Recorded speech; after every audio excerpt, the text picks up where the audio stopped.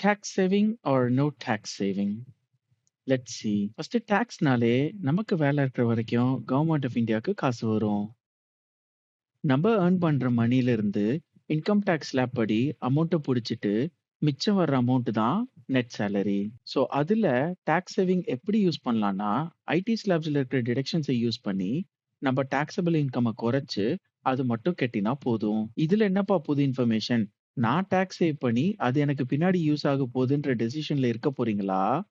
இல்ல என் வாழ்க்கை நான் யோசிச்சு எடுக்கிறது தான் முடிவுன்னு இருக்க போறீங்களான்னு ஃபர்ஸ்ட் யோசிச்சுக்கோங்க.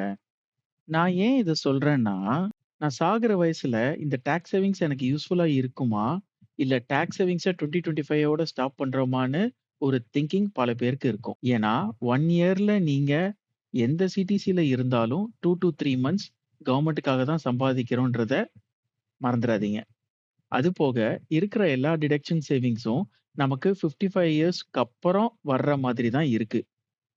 ஸோ ஓல்ட் ரெஜிமா இல்ல நியூ ரெஜிமான்னு டிசைட் பண்ணிக்கோங்க பை திஸ் 2025.